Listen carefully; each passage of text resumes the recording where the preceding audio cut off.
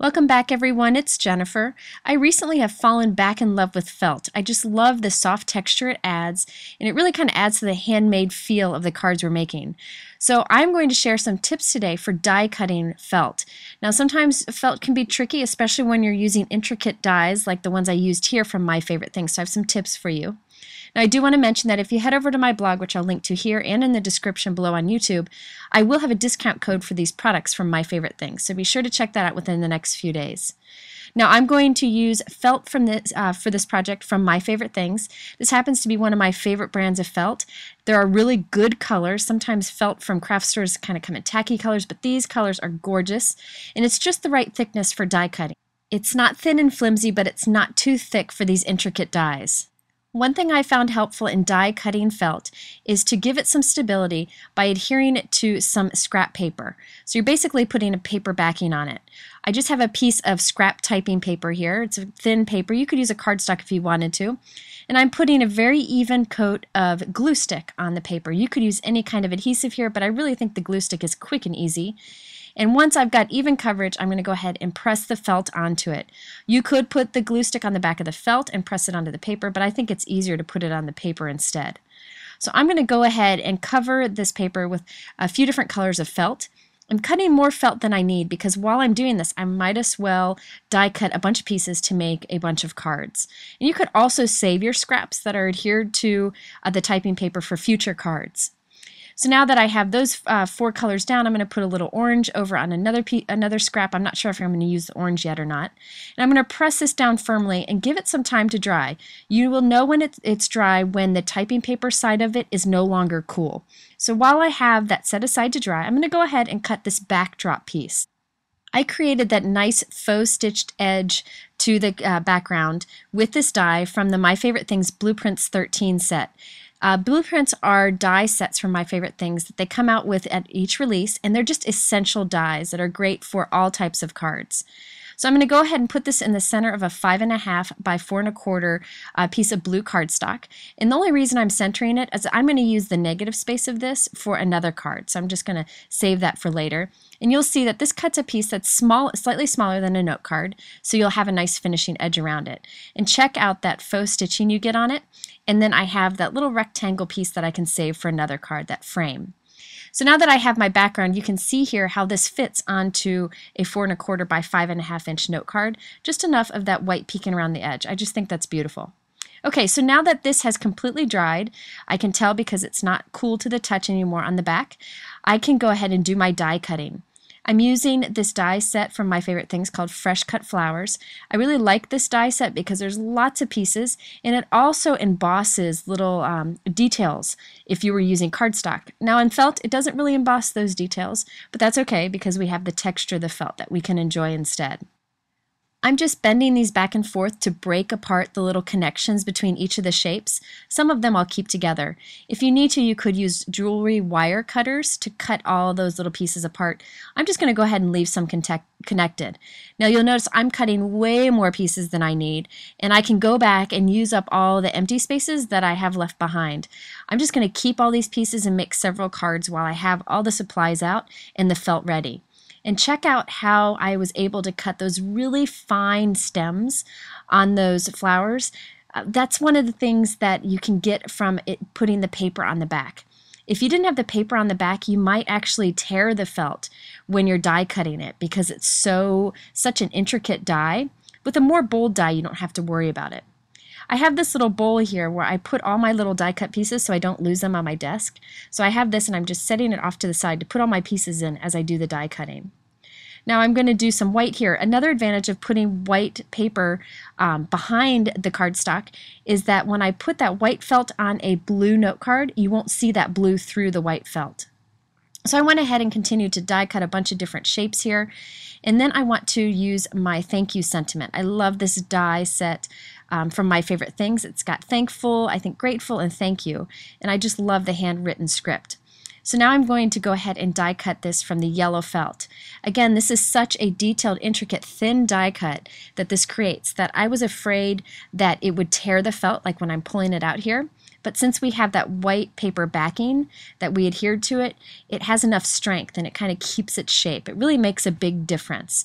You could try die cutting without that paper on the back, but I really think that it's kind of needed if you want to kind of keep your thin die cuts in the right shape.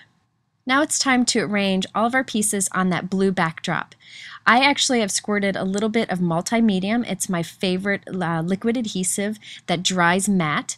It's a product from Ranger, and I'll show you the bottle here in a minute.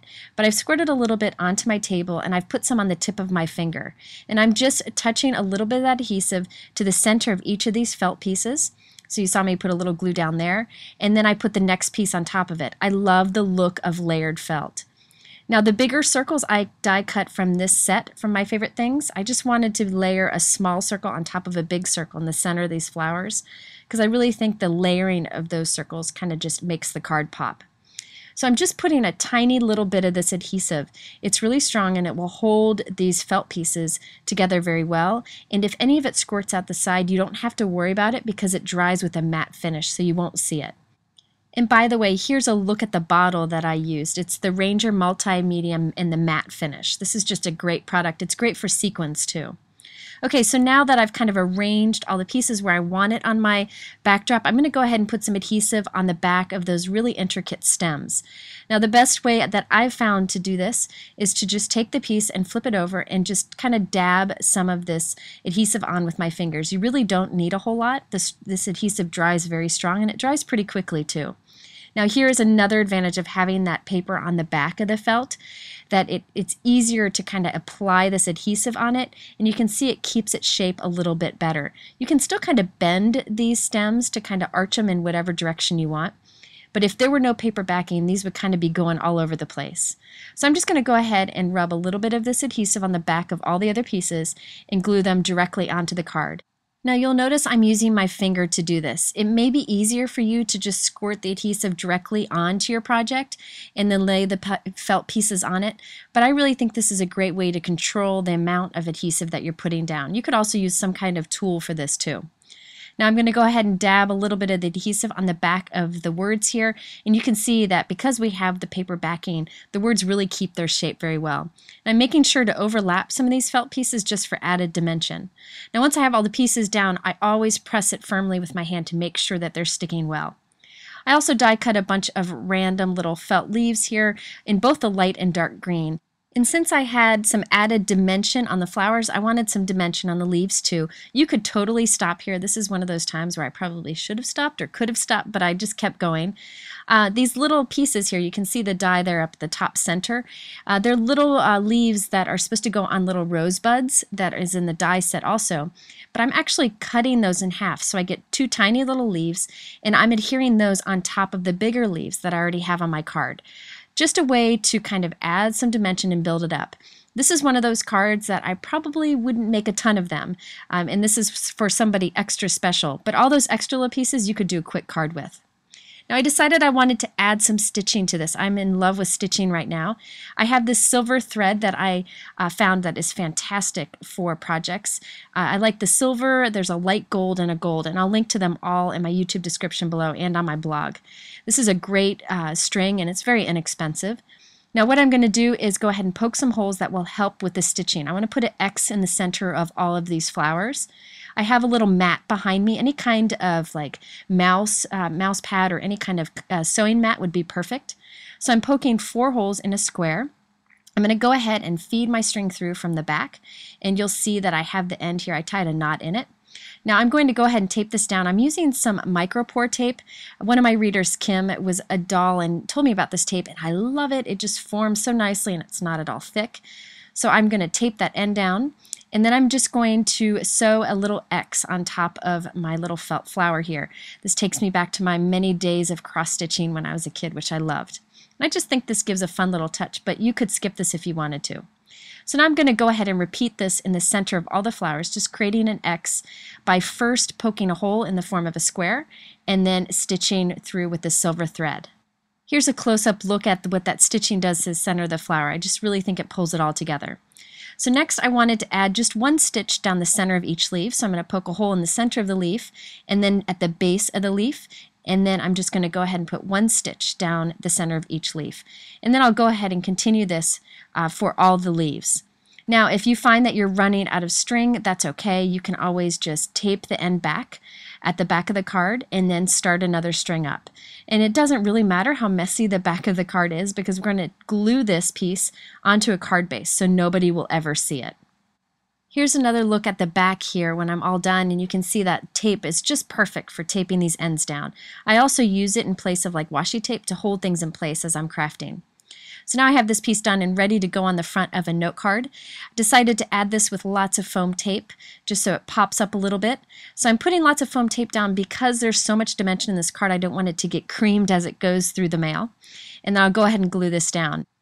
Now you'll notice that some of my stems are hanging off the bottom of the card, so I'll just open it up and then use my scissors just to chop right across the bottom. I also wanted to add something to the inside of the card, and My Favorite Things also has this stamp set that coordinates with the dies, and I just think the sentiments are great. So I'm going to pick one of the sentiments that kind of matches up with the thank you and stamp that on the inside. Now I will admit I was in a hurry at this point because my daughter was about to wake up from her nap, and look how quick I inked this up. I got ink all over the acrylic block. I was just a total mess, but thankfully it stamped okay. Adding some dots before and after this, and we're good to go. We have a finished card here. I just love how these dies can cut through felt. Even these intricate dies can cut through felt and give great shapes, especially if you put the paper backing on it. Now, if you're interested in these products, I'm going to link to them in my YouTube description and over my blog, and I have a discount code over at My Favorite Things for all of these products. Now, if you have any questions, be sure to head over to my blog. I'll have much more information there. Thanks again for stopping by, and I hope to see you back soon.